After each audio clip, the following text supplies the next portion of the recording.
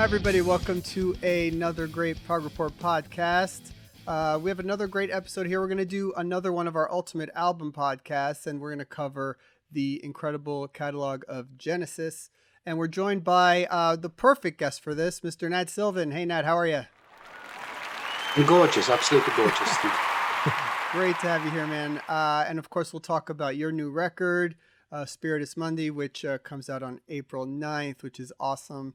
And we'll talk about that. And joining me again is Jeff Bailey and Prog Nick. How you guys doing, man? Hi, guys. Hi. We're doing good. Everybody everybody. well? So, Nad, before we get started with picking our Ultimate Genesis album, we wanted to talk about the new record and just sort of see, first, how have you been lately? What, putting out this record and not being able to get on the road and tour and being stuck at home like everybody else. How have you been? How are things going for you? Well, I was talking to my friend. We were out walking today. I take long walks in the forest every day. Usually, I've signed some CDs that I've sold, and I walk to the mailbox with them. And then I can take this road walking there, and then I'll go into the forest and go a big long loop until I go back home. And we were talking, and I was saying, and she asked me exactly that feeling, how because she knows how busy I've been. She's just a neighbor of mine. And I said, it's sort of 50-50. 50% of me lacks it and feel that it's sad, and I miss everybody. I do miss everyone. I miss the road. I miss my, the band and all of that.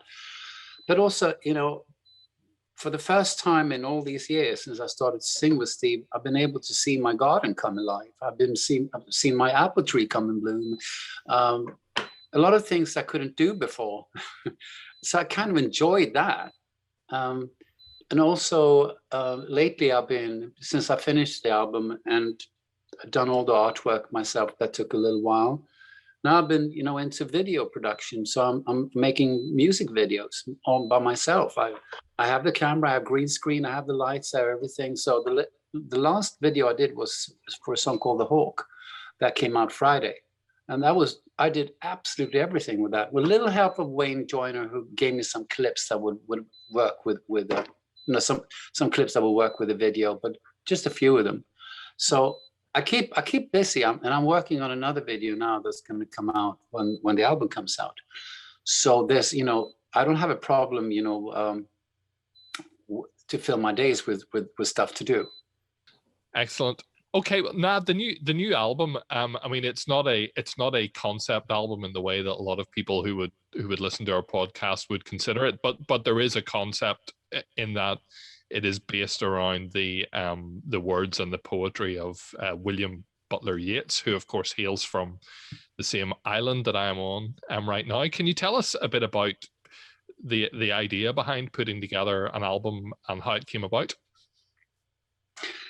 Well, this whole album has been is a collaboration with a Canadian songwriter, Andrew Latris, who approached me a couple of years ago, asking me if I would be able to do a guest vocal for his solo album, which was a song called The Lake Isle of Innisfree, a song that he'd written the music but to already finished the lyrics by Yeats. So he wanted to, he thought that was a lovely idea. And I did the recording, and it came out so well. So I thought, it would be nice to have as a bonus track on my previous album, The Regal Bastard. So he said, of course you can. And so I used that. And when I've finished my vampire trilogy, I thought, where do I go now? I wanted to do something completely new and completely different from what I've done before. And not disregarding the Vampires trilogy, I think is fabulous. Yep. But I just felt like moving on, Mm-hmm. And so the first thing that Andrew came to mind, and also the Yeats poems. Because Andrew had given me a book with all the Yeats poems, or at least the most famous ones. And I asked him, would you be interested to do some more work with me? Let's do an album together. And I contacted my label, and they thought it would be a great idea. But I also realized that I would have to do it under my name, because I'm contracted, to my record deal. I have to do it under a Nad Sylvan banner. Mm-hmm. And Andrew had no problem with that, because I was absolutely adamant to make sure that people would know who he is and he gets all the credits due and all of that. So it's very much Andrew's album just as much as my album. It's a complete, almost like an Elton John. What's the other guy's name? You know whom I mean? Bernie Taupin. Thank you. Senior moment. And it's kind of with that kind of vibe to it. Apart from, we wrote the music together. So having the lyrics already there enabled me and Andrew to spend more time on the music, actually. Mm-hmm. So that's how it came about. And it was just lovely, because all songs are basically Andrew's ideas. I mean, he chose the poems, and he made simple demos with just him playing acoustic guitar, singing along. And actually some of those guitar takes were so good, so we used them on the album. But then I felt that, maybe I need to go somewhere else. So I needed to, I tend to see it that he brought the skeleton, the bones, and I put the flesh on. Yeah. And so I need to restructure some bits and maybe, some chord changes I probably thought would be nicer for the song. And he was very open and very humble about the whole thing. Yeah. And between the two of you, you play virtually all of the instruments. There's a few guest appearances, but you cover a lot of the instrumentation between you. Well, just on a few songs, there's just me and him.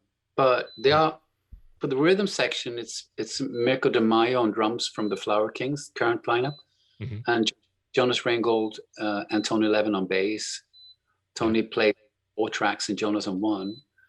And then I have I don't know if people heard of Neil Whitford, but he is a fantastic atmospheric guitarist. He does things.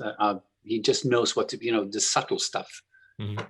This is not an album that where people go mad on their instruments. It's rather a subtle album. So I used him, and also Steve Hackett on guitar on one track, who I believe plays with Tennessee normally. Okay.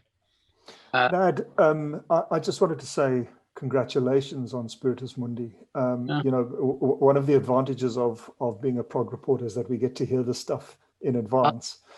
And so it really is, in my opinion, one of your finest works. It's very melodic, pastoral, emotive. It seems to have a different spirit to the vampiric albums. But I think it brings out a different side of you very, very successfully. So congratulations for that. Pandemic notwithstanding, how was the recording process for the album? Was it very different to the trilogy, or did you approach it in the same way? In the same way. The trilogy has been all recorded, through file sharing. So I've done all my bits, of course, I've done in my studio, and all the other bits were done in the other studios, respectively. Tony would send his stuff, and so Mirko's drums would send over to me. Lots of tracks. Took a while to get those right.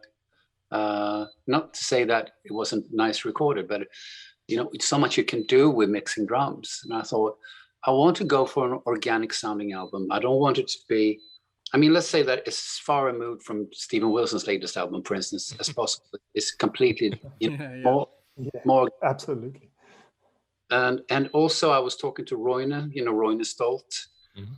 He's a big fan of the album. He says, this is your best album, and I know why. It's because of all the arrangement is more beneficial for your singing style, and also that you keep yourself in the baritone mode basically through the whole album, where you actually sound the best. And I did that intentionally. I didn't want to go up in head voice, and I didn't want to shout. I didn't want to do all of that.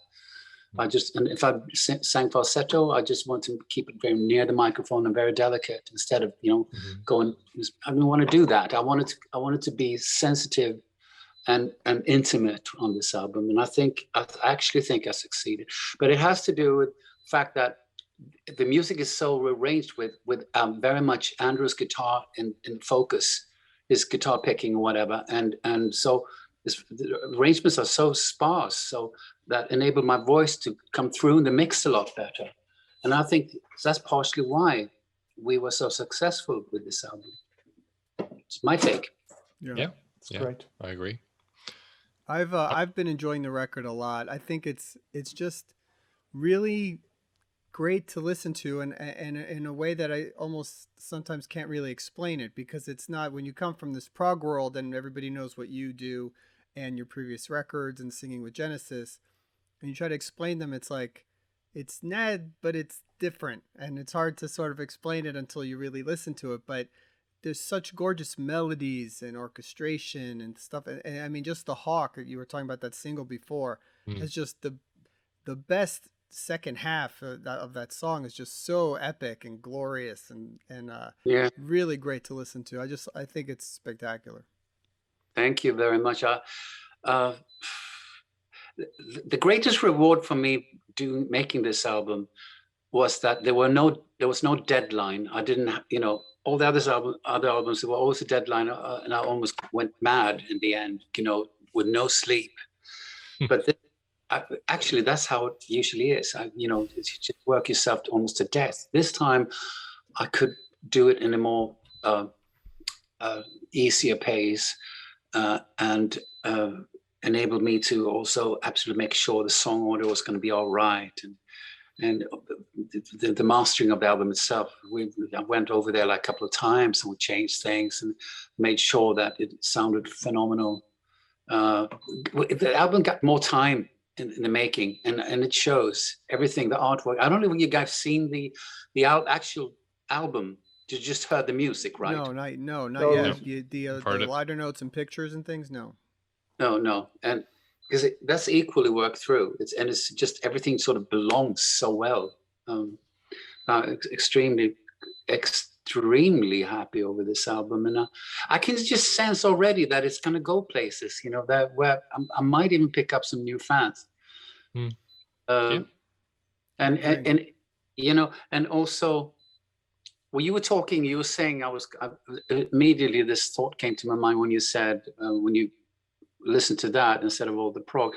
I remember seeing a guy in England back in '97. I think I went over to London to try to get a record deal. I was, as usual, I was rejected, but I had to go. And he said to me something very fruitful or very interesting. He said, I tend to sign the artists that come with this music that I would like to play when I get home from work. When you get home, you want to kick back. You don't want to get a wall of sound and all that stuff. You just want to hear something nice.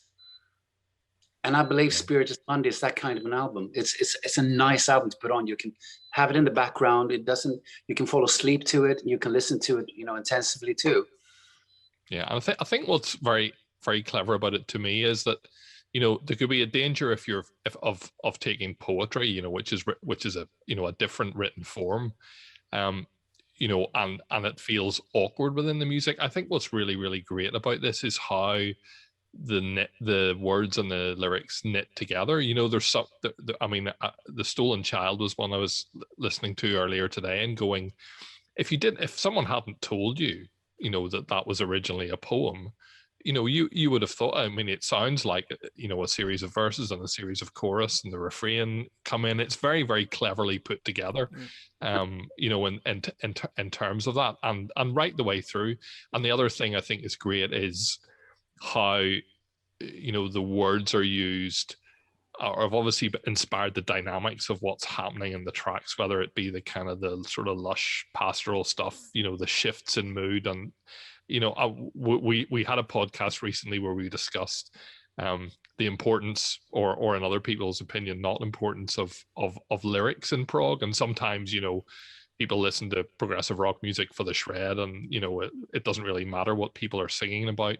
Whereas I think, I mean, there's obviously huge depth in Yeats' lyrics, but I think that what goes with it really, really sits very, very nicely alongside it. It's fantastic. Oh, I want to point out also that what song I like a lot also is the bonus track, You've Got to Find a Way. And I think that's an amazing song too. So you have two bonus tracks on the record, and that was one. And that one was actually the first video released back in December, I think it was. Yeah. That's the only song I wrote on my own. Right. Yeah, it was. That's why I didn't end up as on the Right. vinyl frame. It is a bonus track, but there's also another bonus track of to a child dancing in the wind, which also features Steve Hackett, but he's playing 12-string on it. Yeah. Yeah. Okay, so let's go ahead and get started. And why don't we give Nad the first shot here? So basically, we're going to pick 12 songs to make this album. Along the way, we're each going to pick, we're going to end up picking 3 each. We don't know what we're going to go for. It could be anything. So Nad, why don't you go ahead and pick the first song on the Ultimate Genesis album? What are you going to go with? I'm going to go with Madman Moon. Wow. Okay, right off the bat, really surprising. Love that song, though. It's simply because, and once again, as I said before, I tend to go back to when the album came out and what song would grab hold of me the most, grab my attention. And I remember Madman Moon stood out so much because I know it's a Tony Banks composition, but he did write, a lot of fantastic songs for the band, undoubtedly. And I think that's one of his best songs ever.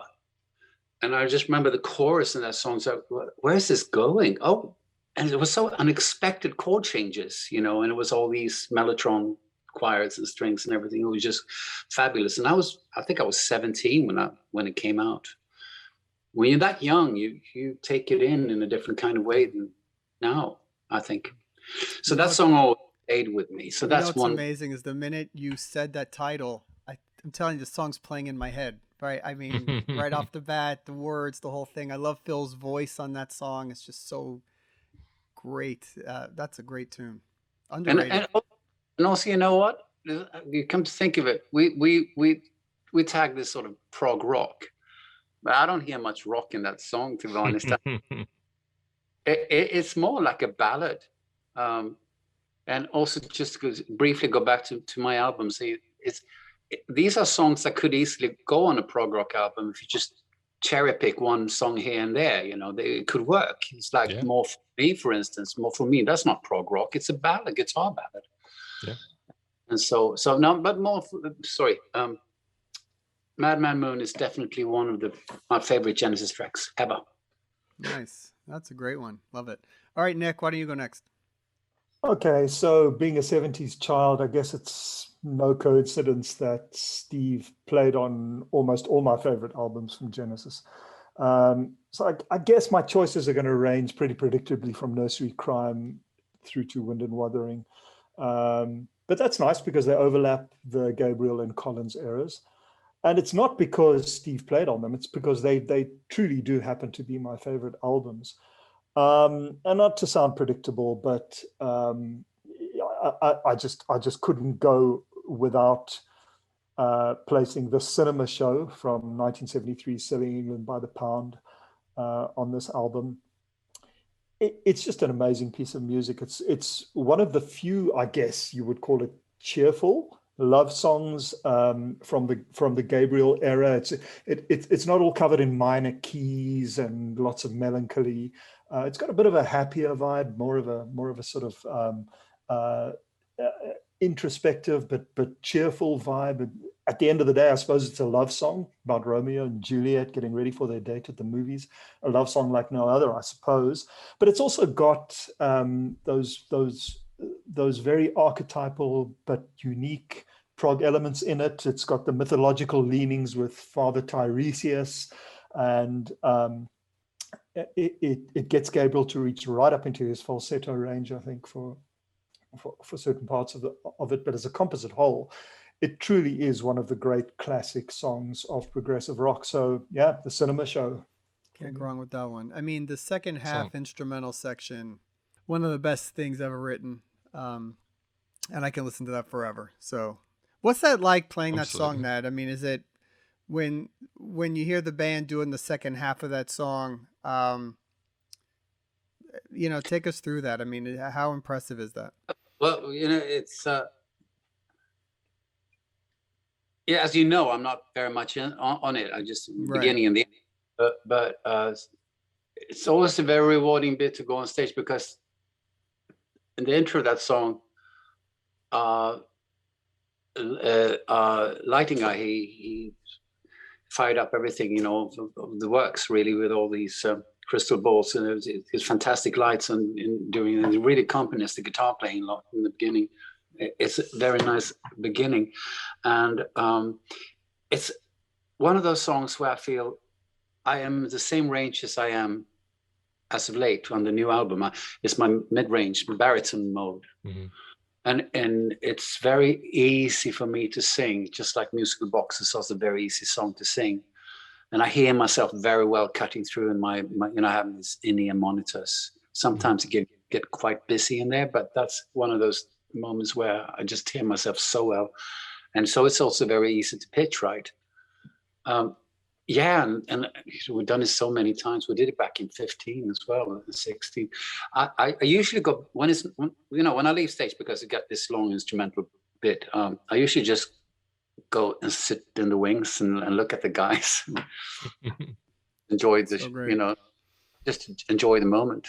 Yeah, I love it. I'm gonna go next. I think what.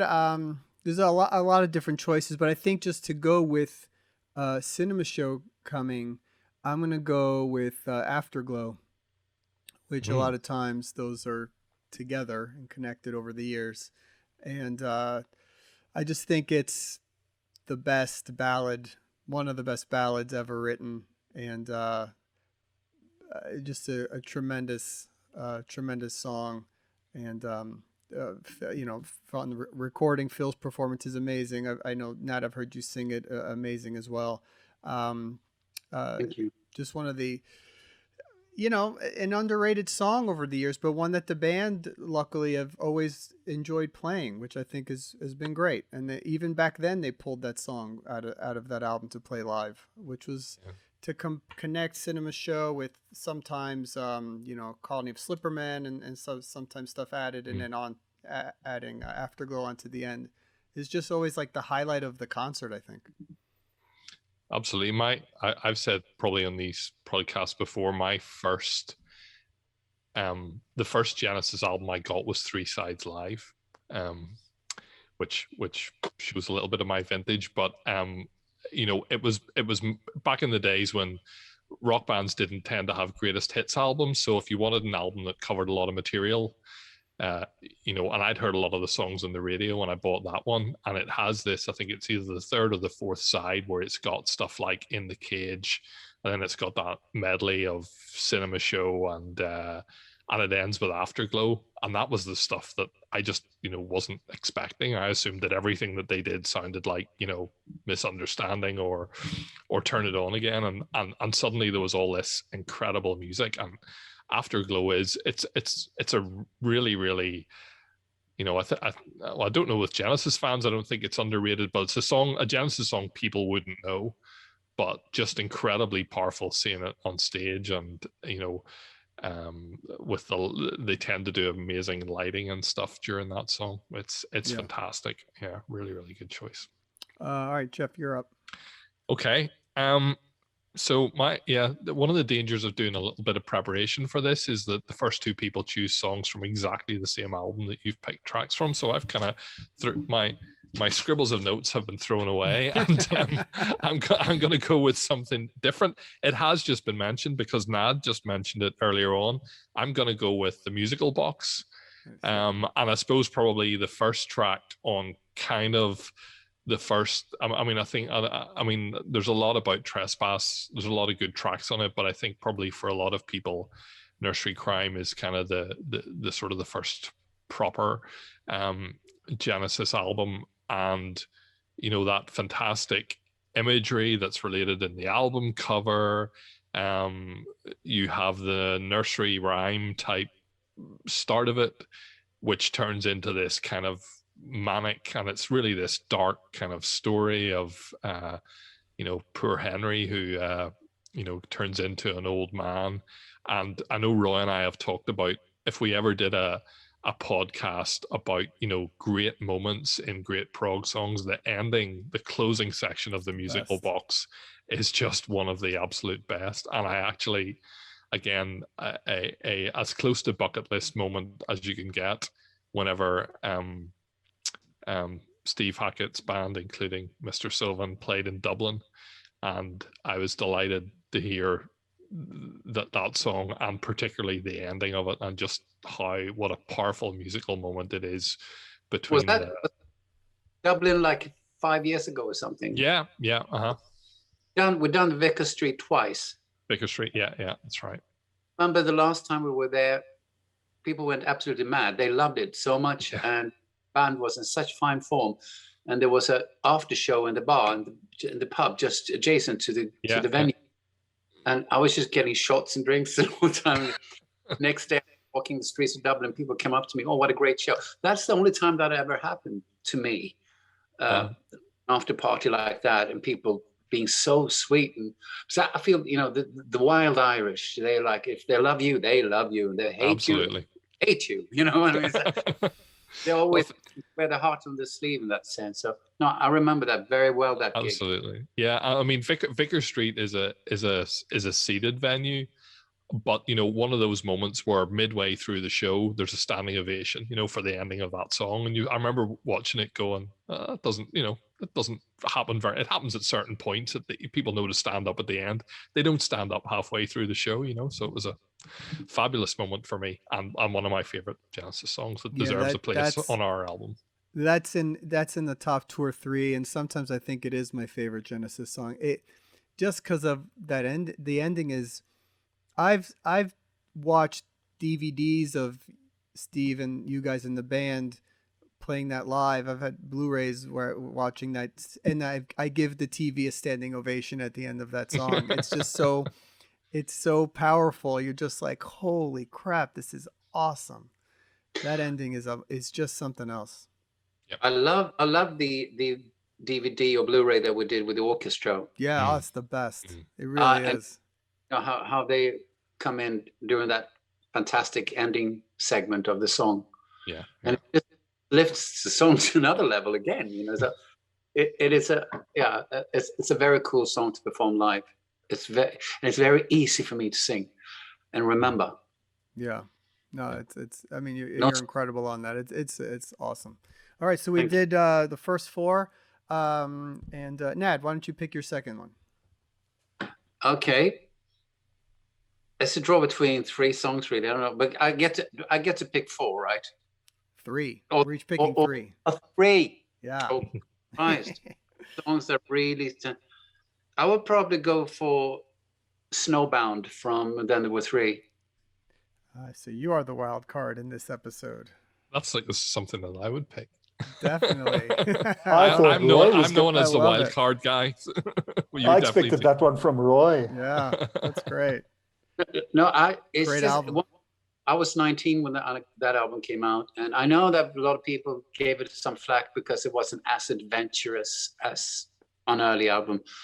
Well, apart from maybe Burning Rope had a little bit more going for it, but I thought on the whole it was a fabulous album with very good songs, and I just remember the chorus of Snowbound, which is, "Hey, there's a snowman."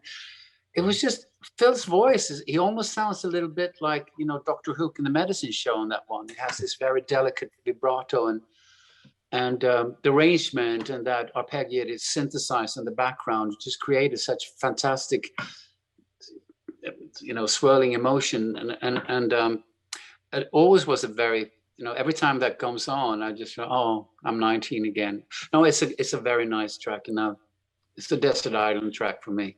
Yeah, I mean, I think it's one of those albums that, again, it's not an album that gets a lot of recognition. I think people talk about Wind and Wuthering and Trick of the Tail, and they talk about the Gabriel stuff, but you sort of go through the track list and go, look, there's Snowbound, there's Burning Rope, there's Deep in the Motherlode, there's The Lady Lies. You go, there's I love Down and Out. The opener Down and Out is Down and Out's brilliant. on my short list of songs. Then solo and Down and Out, and that whole bit, and I just love that they just stay on that one bass note throughout the whole song almost. Yeah. Oh, you have Many Too Many and Many Too Many. Undertow and Say It's All Right, Joe is incredible. That album's amazing. It really is. I could see at the time people being upset, but I think it's held up brilliantly. For sure. Oh, it's the ending of The Lady Lies, and where everything goes, and it's just so atmospheric. I can't believe people giving it so much flack because I'm quite sure you agree with me that Genesis have done far worse songs than what's on that album. Yeah. We don't even want. We won't be mentioning some of them. All right, Nick, what's your next one?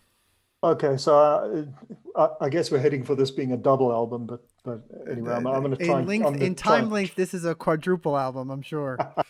Yeah, exactly. Okay, so I'm going to try and stick to the shorter songs here, which are truly some of Genesis' finest moments. And I mean, I've just got an obligation to go with the Carpet Crawlers, or Carpet Crawl as it's sometimes called. Now, it was remixed in 1999 for the Greatest Hits compilation. I'm not talking about that version. I'm talking about the original version of From Lamb Lies Down. To me, this is the band at their most moving, their most emotive. There's those incredible lush keyboard ripples of Tony Banks that the song is built around.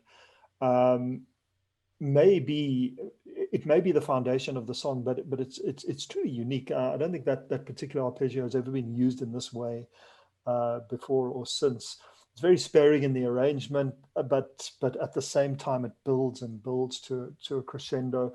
The chorus starts being whispered, then it becomes a very plaintive kind of cry. The lyrics are perfect. And I must say, as I've said before on these podcasts, the whole concept of The Lamb Lies Down was lost on me personally, the whole rail in the sewers of New York thing.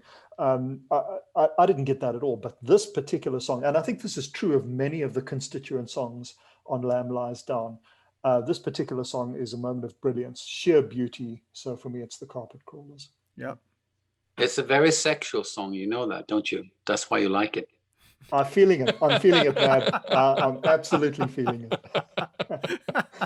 The question is, whose carpet? Ooh, that's a staple. That's one I guess I expected might be on this list. A great song for sure. So. Yeah, I think, and there's again a brilliant example of Peter Gabriel's lyrics that are just completely. It was a friend of mine.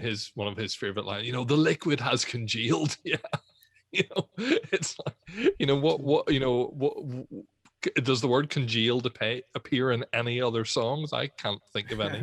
And the one that I think we talked about this once before. There's a lot of very British things that are scattered through, which possibly, because I know we've got an international group here, but it's the line about the tickler takes his stickle back. Yeah. Again, a stickleback is a fish. Yeah. Which I know that I remember talking to some American friends who didn't know that, and there's the word play of all of that, throughout it. It's really, really clever stuff. Yeah, great song. Nad, when you've had to sing some of these songs over the years with Steve, is it lyric wise, was it just stuff you already knew in your brain, from all the years of listening to music, or did you have to really go back and read every lyric and sort of absorb it again? I had to, in a way, because I would know certain sentences. So, I could sing along and what was that word? Because I never sung them before. I've only been a fan of the songs and the albums. So I had to study them. Yeah. I just studied and learned Carpet Crawlers for the Second South show. I knew most of the words, but not necessarily, is it verse 2 or verse 3 that, I would get confused about. Yeah. So you have to get it into your muscle memory. It's not easy stuff, and a lot of it doesn't repeat, right? So it's a lot of words, especially in the Lamb record. Yeah, it's just the chorus that repeats, of course. No, but it's a fantastic song, and also again, very good range for me, down low. Yeah. All right, I'm gonna go with my next pick. Man, there's so many good songs still on this list. It's crazy. But I'm gonna go. I think I'm gonna go Squonk. So we'll take another one from that album. Yep. But I have Trick of the Tail. And just another just sort of non-hit, but I think it's sort of a Genesis fan favorite, and just a sort of a weird song that doesn't kind of really have a chorus, but it has that repeating kind of guitar melody thing that's again used in Los Endos, and God, I just love the driving beat of that, and how cool that it was I think it was the opening track on Seconds Out, right? Which unfortunately, just really great as an opening song. Me, because we're going to start the show with that. Yeah. And, yeah. Oh man, I need to see that show. It's head voice song. It's one of those songs that I'd read to sing because I have to be consistently up there. It's a tough pitch. It really is. I wish it was two tones down would be easy for me. But and they're going to make you open with it now, so you don't even get to warm up first. Good. But it's a nice song. Definitely one of my favorites as well. Yeah. Very cool. All right, Jeff, you're next. Okay. I'm gonna take things in a slightly different direction. I'm gonna go from the last album with Phil, and the last track in that, which is Fading Lights. Okay. And I don't know if you know that song, or I don't know how familiar you are with that song, but it is one of my absolute favorites. And I think because, well, I guess there's something sentimental about it, in that was the last song on the last album that he made by them. But again, it's something that's very sort of reflective of probably that whole era from maybe the Genesis album onward, where they said, like, we stopped kind of doing songwriting, and we more got together, we played, we came up with our sound. When it begins with it's really a sort of drum machine with quite a nice keyboard pattern on it, and then it builds up to an instrumental, and a kind of a great guitar solo, and a quite subdued ending. I think it's a really great song. And on the tour that they did with that, they did it as a 3-piece, because they get, obviously with a live band they had Chester Thompson and Daryl Stuermer, but that was one that they were able to do start to finish with just the three of them. And it's just, to me, it's the essence of that kind of 3-piece boiled down into a really fantastic song. So and also a lot of typical Genesis hallmarks are actually there. I mean, it's actually, I think it qualifies as a Genesis classic in the sense that it's definitely Genesis doing Genesis again, whereas some songs are not so much on that album, I feel. But that is that's the only band in the world that would sound like that is Genesis. Yeah, so you're fully entitled. When that album came out, I remember it was just like half I really liked and half I really hated. It's such a bizarre album, and because I thought in many ways the good parts of it, Fading Lights, No Son of Mine, a few others, were better than Invisible Touch. Driving the Last Spike. Yeah, there's some of them that are like better than Invisible Touch by a lot. And then there's some that are, I hated them so much. And so I made that album into like an 8-song album that I could listen to, and I just put them on a cassette, and those were the 8 songs I listened to from that record, and that was it. I sort of still feel that way about the album, to be honest. It's not an album that I revisit at all. I never play it. Yeah. I just don't. I hardly ever play anything that's after Duke. If I listen to Genesis, I think Duke to me is the last very, very strong album. And I was going to go for a song from Duke. In that vein, you're next, so let's do it. Next. It will surprise you because I love the whole album, but once again I'm going to go back to what song that grabbed hold of me initially, and the first song that I really got attached to and from that album, is a track called "Please Don't Ask." That's the second time we talked about that. I brought that up, Jeff, in a recent podcast. That's a great song. Yeah, it's simply because it's a Phil Collins song. Yeah, but the arrangement is very much Genesis. But also, I'm a soul singer, really. I've been singing a lot of soul music, and it's got this piano chords and the way it's been produced. It's got a lot of soul in it. You could hear bits of that even back in the Gabriel days. He would have a little bit of bluesy feel to some of his vocals, but not that often. But you could hear it. I feel Please Don't Touch is a gorgeous, because it has like a B chorus, or it has like a pre-chorus, whatever it just builds and builds and builds. And I love the bass line on that song. I think the bass is fantastic. Yeah. So I was going to go for either that or actually Visions of Angels, believe it or not. But I'm more talented, please don't ask. That's a great song too. I'm trying to remember. We were talking about that on the lyrics podcast. In the lyrics one, I brought it up as a song that I used to listen to, not knowing what it was about, and now listening to it, you know, older, being married, kids, and the whole thing. You listen to that song, and it's a whole new meaning. And it's great. It's a beautiful track. Yeah. All right, Nick, what's your last one? Oh, this is so hard, man. How do you do this with a band like Genesis? I mean, I'm just looking at my list here, and I've got about 11 must-have songs here. I know. Just ridiculous. But I think I'm going to go, just for personal reasons, with the song that first opened me up to Genesis and just revealed this whole new world of progressive rock to me. And that's the song Watcher of the Skies from 1972's Foxtrot. Very cool. I truly had never heard anything like this before when I heard it. It changed me. It changed my life. It changed my musical journey.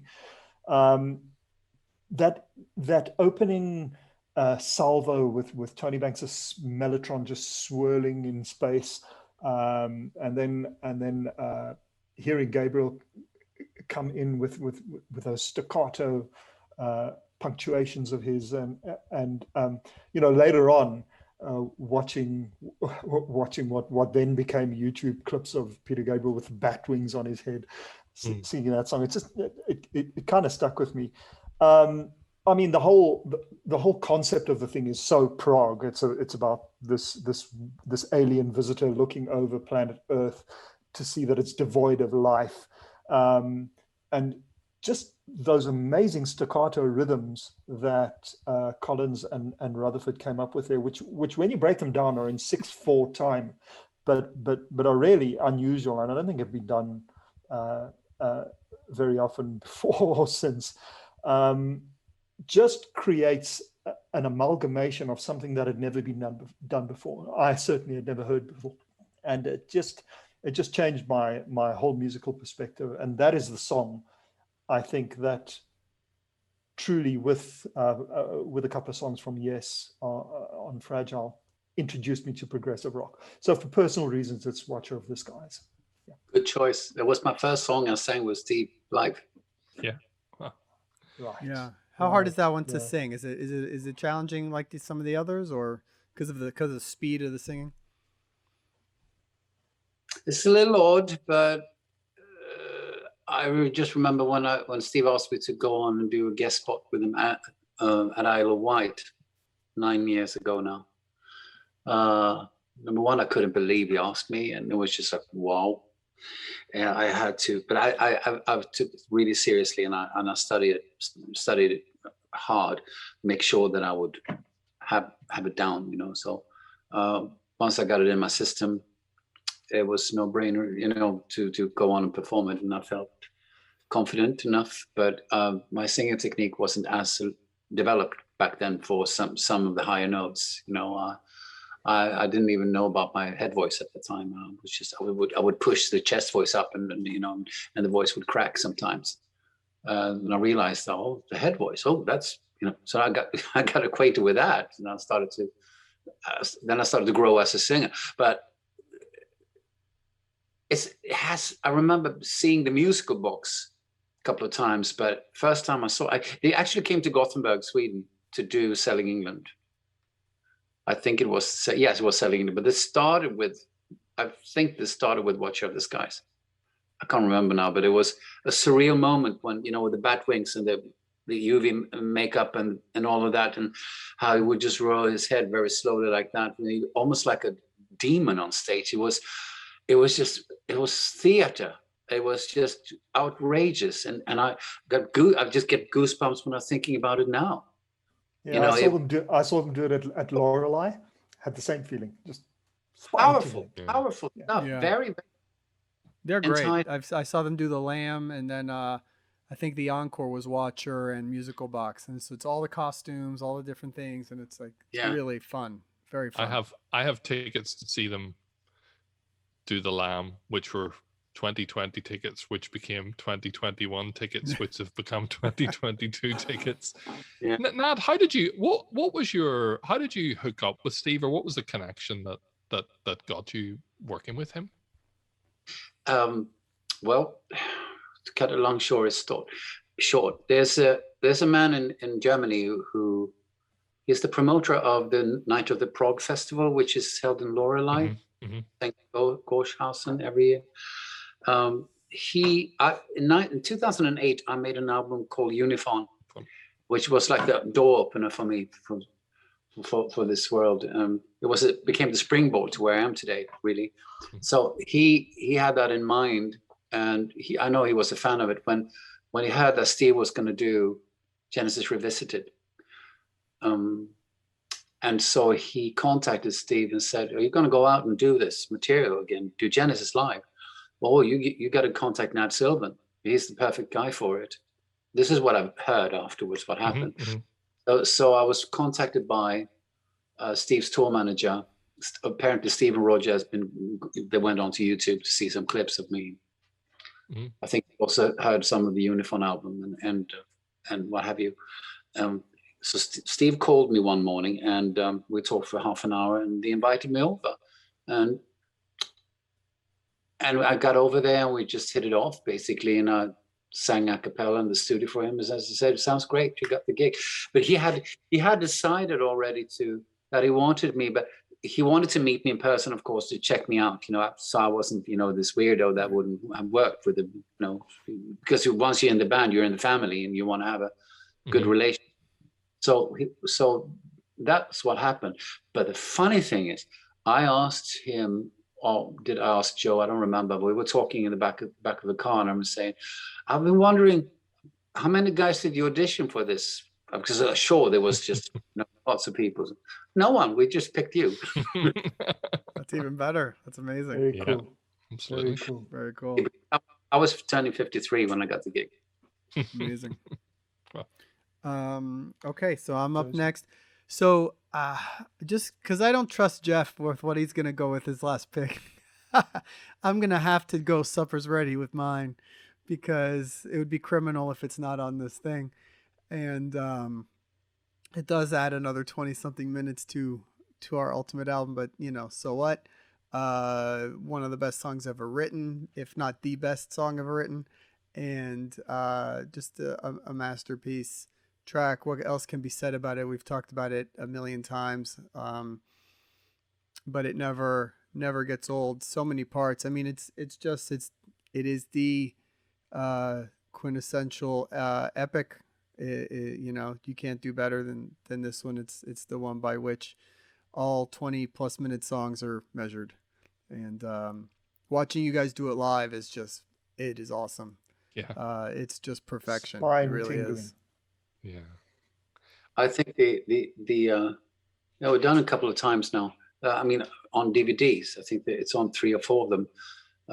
But the one with the orchestra is the one I definitely go for if I want to watch it.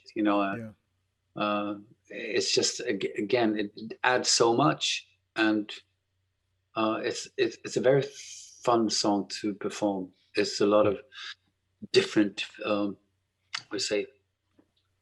vibes, so different attitude of singing. You sing high notes, you sing low notes, you sing quietly, you belt it out, wandering through the chaos, battle that's left. That's very intimate. And then you have the whole ending bit with Jerusalem, where you really have to belt it out. So it's very rewarding to perform as a singer, and also, and I do get breaks when I can just like doing the organ solo, for instance. Fantastic song to one of my favorites to perform. Absolutely. I remember on a Cruise to the Edge a few years back. I think it was the first show I got to see in full on the first night. You guys, played in the theater one night, and it was one of the first shows on the whole thing. And it ended with Supper's Ready, and Steve extends it by like another 5 minutes, just doing this insane solo, and it's just amazing. And it was just like, I was just so in awe of it at the end. I just walked out going, that's it. We've seen the best show we're going to see on the cruise. It's over. There's nothing can top this. And I think that was the case. It's incredible. I was playing it last weekend, and the room where my turntable is, it's in another room, and my 8-year-old wandered into the room and sat down. He was playing computer games on his iPad, and my kids are used to me listening to all sorts of weird stuff. So he kind of was engrossed in his world. But whenever the Willow Farm section came on, he glanced up from his screen and looked at me and just shook his head and walked out of the room. It's very confusing. Well, this is the best bit. This is brilliant. It was just like this kind of dad look in his face, and off he went to somewhere else, put his headphones on or something. It was quite How funny. old is your son? He's 8. That one's an 8-year-old. So Yeah, I thought that would be the bit he would like. There we go. It's very confusing. Very confusing to a young kid. All right, so you're going to close us out, Jeff. What are you going to go with? You've left me with the very awkward last choice. If I'd known I was going to get the last choice, I probably would have done Fading Lights at this point. Well, Illegal Alien. No. That's podcast over. I'm only joking. That's only a joke. That's only a joke. What he meant was, I can't dance. No. Edit.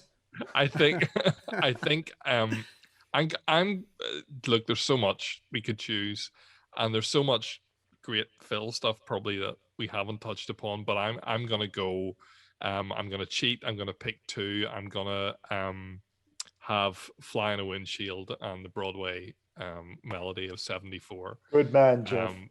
Good man. I knew you wouldn't let me down. I was going to say those two as well, but I thought someone else would do that.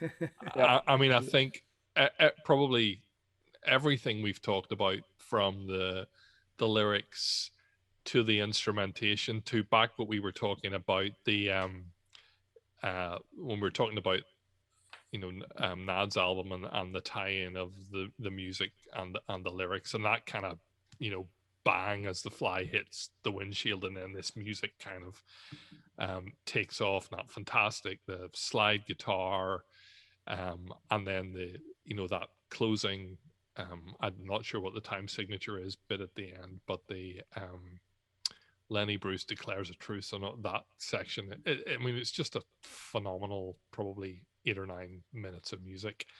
That again, probably lots of people who know Genesis probably don't even know that such brilliance exists. But true. That's a fave, and another great one live as well. Yes. It's also very primarily Steve Hackett's pivotal moment on that album. I mean, he really does get to shine there, and it's well known that there were some differences happening in the band at the time, and perhaps there wasn't as much guitar on The Lamb Lies Down as there could have been, but that particular moment is just Hackett's moment in the sun. I had the privilege of playing a cover of that in the late night live after hours thing that happens on Cruise to the Edge. You know what I'm talking about, Nad. You came and performed for entirely 4 seconds once on one of our performances, where you came and said, "A flower," and then left the stage. Yeah, I remember that. But also, I actually had to go twice on Broadway Melody and Flying Windshield. I've done it twice on the cruise two years ago, and it was always a dream of mine, because that actually is definitely, one of my favorite Genesis tracks ever. And I was so, I get to sing these lyrics, Lenny Bruce declares the truth, all that, to that absolutely wonderful rhythm section, with the bass, it's sort of funk with Ravel. It's and the build up to that bit is such a release after the big bang with the fly, and it just goes on, and then starts to escalate, and chord changes, and it just lands in this fantastic piece of music where it's so rewarding. That it's such a release, tension and release. You want to talk about that? I think that's probably the most interesting bit of music Genesis has ever done to me, is that. I think Steve has said before that we agree with you, Nad. And you left it to the end. No, Steve has said, I mean, that's one of his favorite songs too, I believe. I think I've read that before in an interview that he's done Steve before. Yeah, he loves that bit. Everybody loves that song. Everybody. That's great. Just So classic. to me, the big omission here, I think, would obviously be Firth of Fifth that we didn't include. Yeah. Do we get an honorable mention? It did, yeah. Maybe we should give that an honorable mention. Bonus track.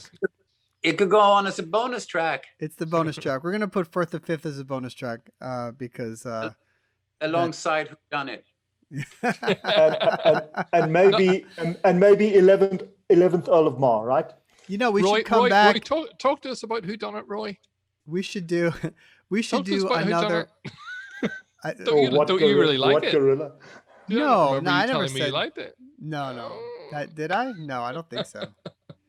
I do think it's a bit of comedy from them, and so I sort of get why it's on there. But not one of my favorite songs at all. But what we could do is come back and do a worst Genesis songs album. Count me out. Which would be a whole lot of fun. Boy, this was great. Always fun to chat and reminisce about these songs. I can always talk about Genesis forever. Nad, thank you so much for joining us and entertaining us with some stories and things. Appreciate it. Thanks for the very nice words regarding my new album. I really guys, please, if you haven't checked out Spiritus Mundi, or if you haven't pre-ordered it or listened to the tracks, there's a few singles out now on YouTube and Spotify and all that, and you can check out the album. And there's some tour dates that have been announced for 2022, right, Nad, for US, and I guess we'll see what else happens. So check out. We're coming back I think in about a year from now, or somewhere to finally come back. We couldn't go. We're supposed to be there in April now, but as you all know, we can't do that. And so April next year, and we're going to do the cruise, and we'll be in the States for quite some time, I've heard, but I haven't seen any dates yet, but it's going to be. I think you're coming my way, so definitely we'll see you there. Make up time. Let's put it like that. Yeah, for sure. Let's hope it happens, because that is a tour that needs to continue going. So, all right, guys. Nad, good night, gentlemen. We'll talk to you again later. See you later. Okay. Bye, everybody. guys.